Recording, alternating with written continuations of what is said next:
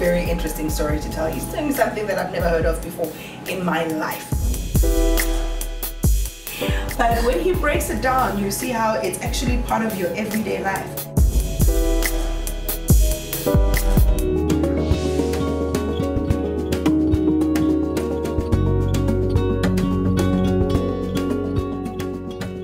To you and a warm welcome to Visionaries. Thank you so much for joining us. Our guest today is proof that one man's trash is another man's treasure. Bandile Dlabantu is building his empire with the help of the humble fly. Yep, you heard correct. That's Ntsinsi, like Impogani, a fly. And we'll just find out how he's doing that in just a moment. Bandile, it's such a pleasure to have you with us. Hello and welcome.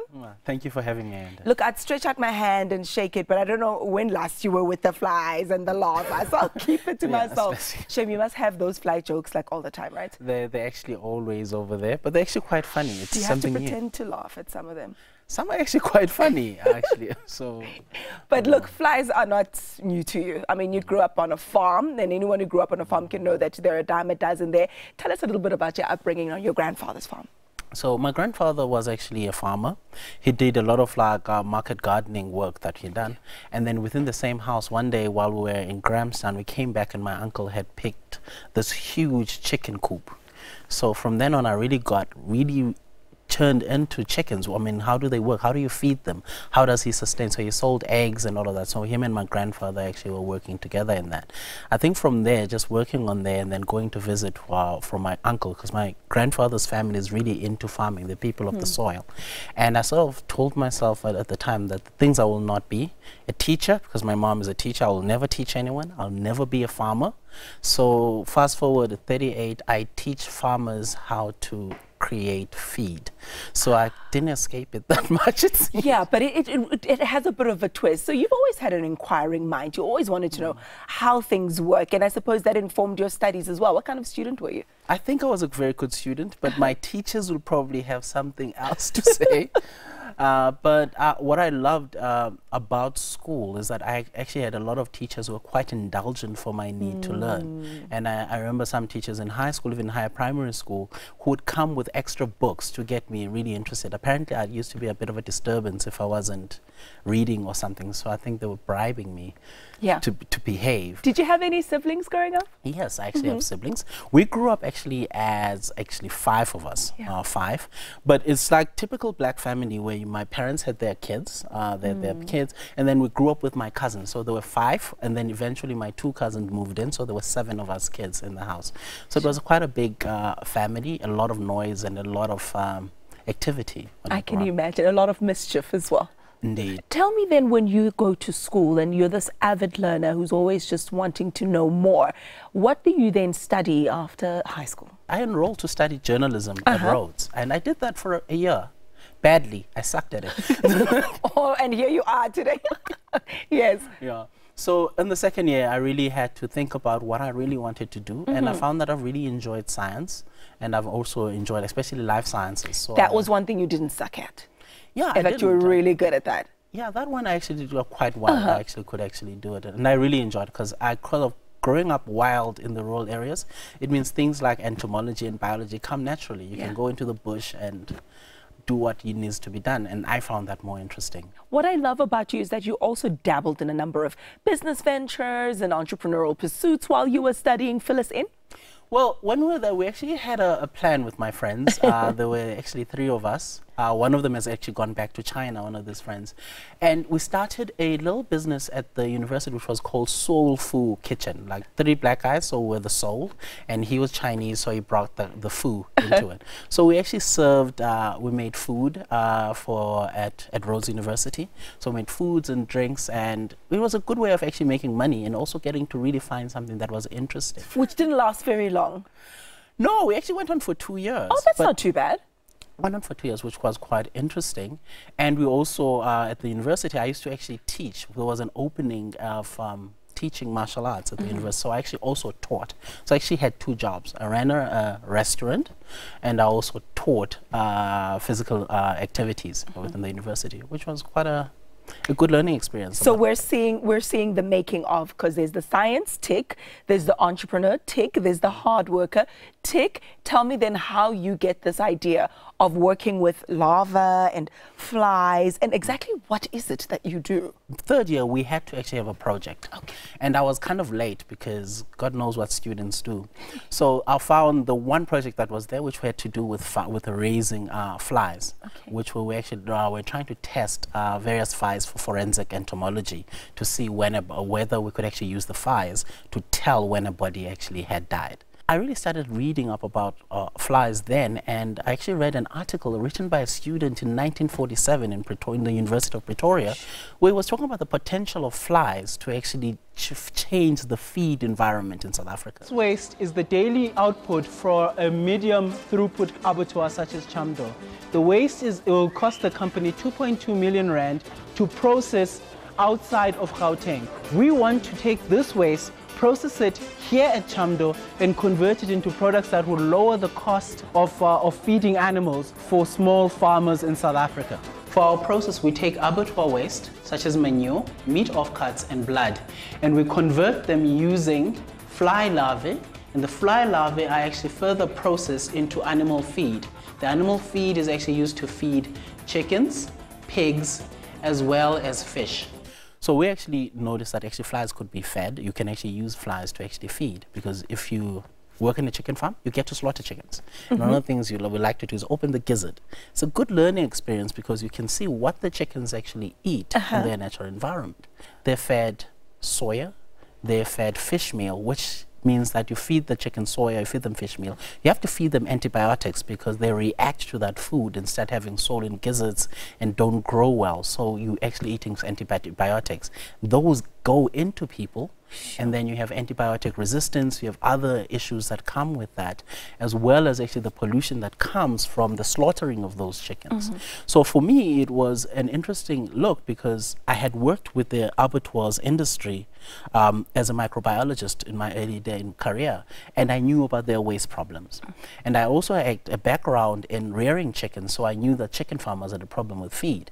The connector between the waste that problem and the chicken feed problem was the insect. So you then have a workshop, I believe, in Kagiso?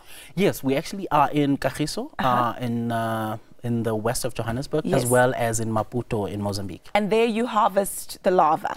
Yeah, we actually take the waste and we use it to feed from a butcher, the flies. from a butchery? No, from an abattoir. From the abattoir. Which is, from the abattoir. So we their waste? Their waste. We use that waste, and actually we take it and we use our insects on it, and then we sterilize the insects using a special way that we've developed, and then we actually sell that, we actually make feed out of that.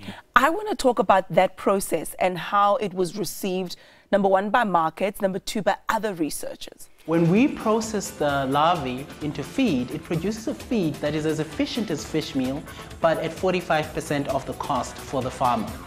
And it also allows our rearing processes allow for farmers to actually use their own sources of waste to produce their own larvae on site.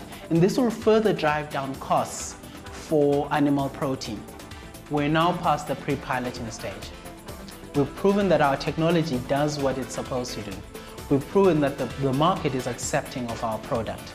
When we come back, I want to speak about, intellectual property and how many people wanted you to share some of that knowledge of yours the world over. So we'll talk about the rise in just a moment. Do stay with us. I think this is proof. It's wonderful, isn't it? That sometimes opportunities exist all around us and we're just swatting them away or spraying doom or insect repellent on them instead of embracing them. Maybe if you embrace some of those things that are irritants to you, you might be onto something. Let's stick around and find out what happens next.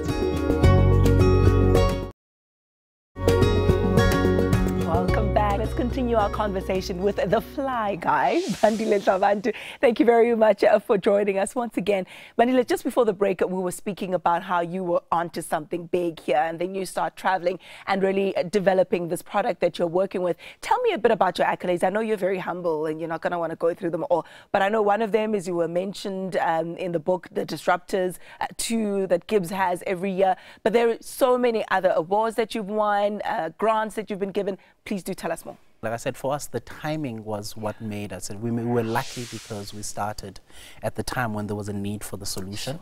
I mean, our company, when it started, I had no cash to start. I wanted to actually do a lot of research around how to actually bring a product, even if there was a product that could come forward from what I had written. And it was only through entering a competition at the Innovation Hub, their GAP Awards, the Innovation Hub in Pretoria, yes. and they gave us the first grant, which was 100,000 Rand. On the 18th of February, the 1776 Entrepreneurs Challenge Cup will take place in Kenya. This is a competition for world-changing small businesses to win cash prizes and make international connections on a global stage. 3 South Africans will take part this year with the support of the Climate Innovation Hub, which itself is one of 50 hosts around the globe. One of the participants is Bandile Dlabantu from Kepri Innovations. That was quite interesting because that gave us really patient capital that allowed us to learn without needing to pay them back. So from there, we actually also had really interesting supporters like Chamdo Abattoir, which is in Kagisho, who said, when I had no place to do anything, and the manager there was actually Gus Farquharson, who's now resigned. He said, come over. Just come over. I've got this space that I'm not using set up. We have a pre-piloting facility that is in Chamdo, in Krugersdorp. What are some of those other heart-wrenching challenges that when you look back, you're like, you know, I almost gave up there, or I don't know how I made it through that? I think for me was no. You have a product that you want to put into the market. It's made out of flies. People spray doom on flies, yes, as you said, and yes. no one really considers. And you send this, and you have to actually hear so many no's that at times it's easy for the no to shift and not about your product is not working for me, or I'm not interested, or I don't know your product, to actually, you know what, you're bad, you're stupid, you don't know what you think you know. And I think for me, what has helped is that really taking time to do my research, do the understanding. I'm lucky because I have a background in science. I mean, I'm very analytic. That's always been that. So the research was already there. So I could come to them and say, this is the research, this is the performance, this is pretty much the product that's there. Try it for free. Sure. And then we'll talk. And then guys would come back and they said, "Wow, it works, it's great." And I think those were those moments. Actually, you have 20 no's, and then the 1 yes will be enough to get me a high for like 2 weeks. My word. Yeah. If you knew then, when you were starting out, what you know now, what would you have done differently? What I would have done differently is actually partner with the right people early on in the project, because a lot of the time I actually was under this thing that I had this great idea, and this great idea had to be mine, had to be controlled by only me. I have to not tell anyone about it, and that for me, I found that for a long time it delayed us because we're starting. But by the time we actually had people who we're talking to, suddenly if someone would say, you know what, I have a solution. You can talk to so-and-so. Yeah. So-and-so must know this. And suddenly your entire network is expanding, your resource network, and even your social capital is expanding. I mean, you get to meet and talk to really, really amazing people purely because of references. Earlier this year, I was actually in California, actually talking to various organizations around similar to that. We've done the same talk in Switzerland, we've done it in India, we've actually traveled around. And it was purely through the people we met and them actually sharing their knowledge, inviting us to learn also from them as well as teach each other. And from there we keep growing and becoming stronger. But have you had moments where you have done that and you've opened up, you know, this little baby of yours and allowed 1 or 2 people to speak to it or to play with this baby, and it hasn't gone so well? Yeah, I guess that's actually, it's quite typical in South Africa because it's an environment, we are actually a third world country, as people will say. So you have a lot of people with a lot of ideas and only a few number of people who actually have money. And the people who have money actually will want to actually have certain controls around there. So they will also want to actually determine what you should actually do with what you know and what you want to do.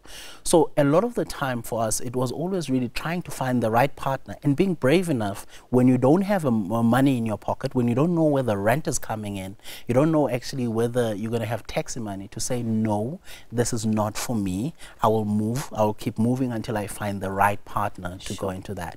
And it actually is quite a lonely time because to everyone else, you look stupid. He had money, he wanted to give you money.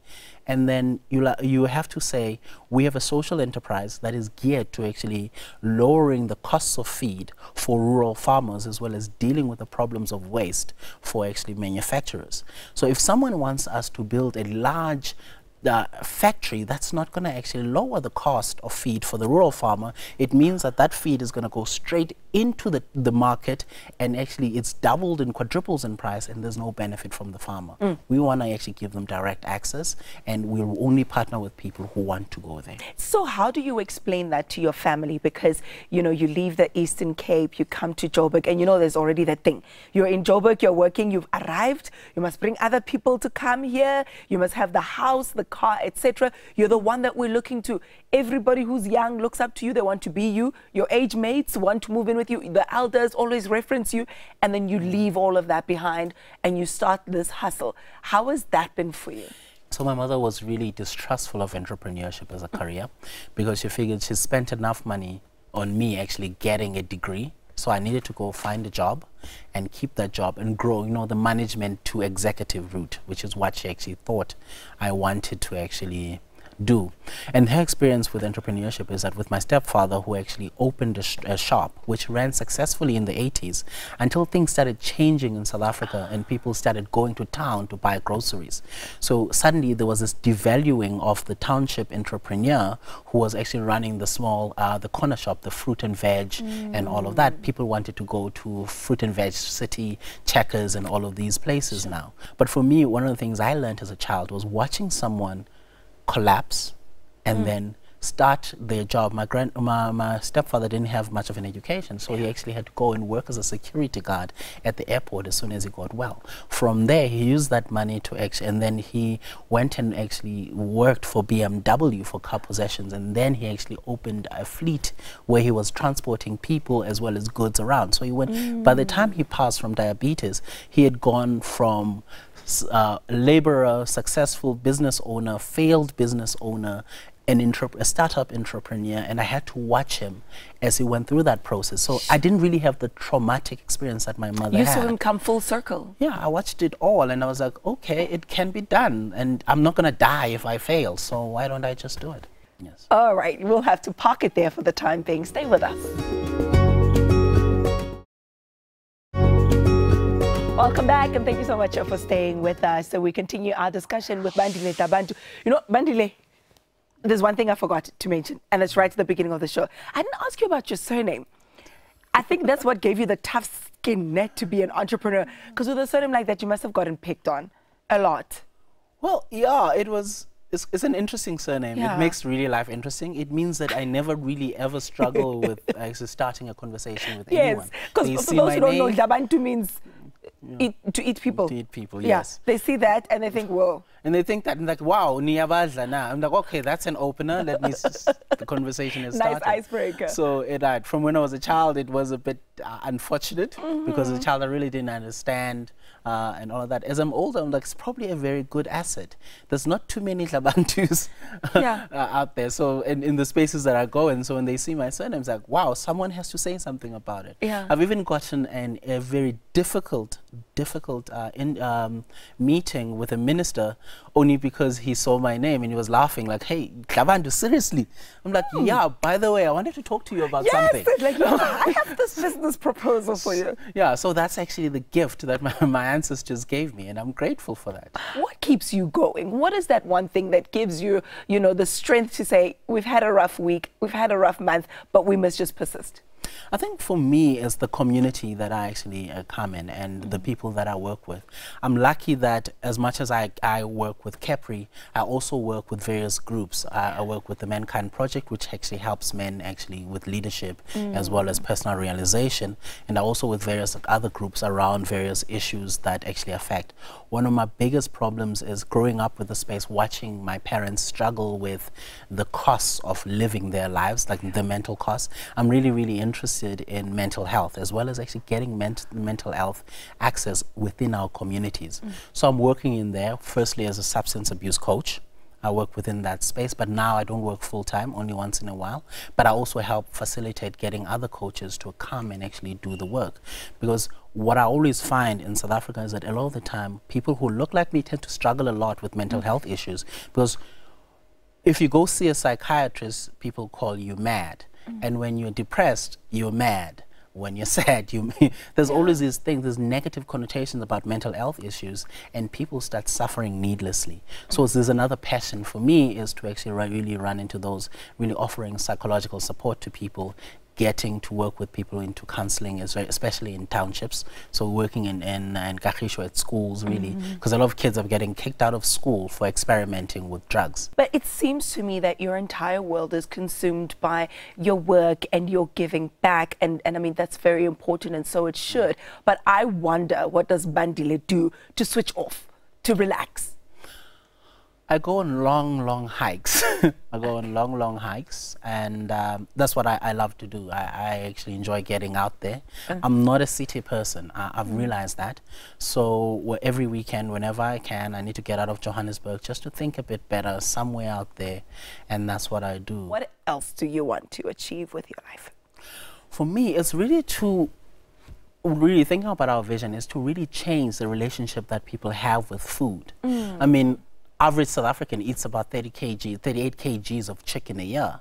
But ask people what chickens feed on, no one knows. How are they prepared? You don't really know. You don't really think about the implications of what we eat. I really want to actually step into a space to create a more cleaner way of actually making food. Now, before I let you go, you have to tell me a little bit about this book and why it's such an inspiration to you. Hearing Grasshoppers Jump. This is the story of Raymond Ackerman, eh? Of Pick and Pay. Yeah, it's the story of Raymond Ackerman, the founder of Pick and Pay, which starts when he got fired from Greatermans, which was a company that his father was one of the people who started, and how we actually created the concept of Pick and Pay and expanded it into the stores that it is now. And tell me, what are some of those pearls of wisdom that you gleaned from here? For me, the biggest pearl of wisdom was really paying attention to what your environment is telling you. Where he speaks about grass, you need to have your ear so low on the ground that you can actually hear the very grasshoppers jump. One of them might jump into your ear, and that's your inspiration. It's one of the things that he says. He also speaks about his struggles, really starting the business from one store in Cape Town to the second store, and really for us people who are investing in businesses as to what kind of business are you looking at. One of the things that struck me is you always buy into a business where the tea is at least made. If there's a tea set and they've made the tea, that's when you actually can buy in. If there's no tea set, then you just stay away. Look, thank you very much for joining us, and we wish you everything of the best going forward. I'm inspired. I definitely am. Thank you for joining us. And if you've enjoyed this conversation as much as I have, be sure to tune in again next week. Same time, same place. Goodbye. God bless you. Thank you. Thank you so much. In life, we often get told that in order to do something, we need to be perfect. We need to have money. We need to have the perfect job. We need to do this. What I've learned in my role as an entrepreneur is that walking towards a goal is what brings it next to me. And there's a role that luck plays, and luck only happens when we actually are walking towards that goal. So don't wait until you're perfect. Don't wait until you have money. Do it now so that you can grow into it and achieve what you want to achieve.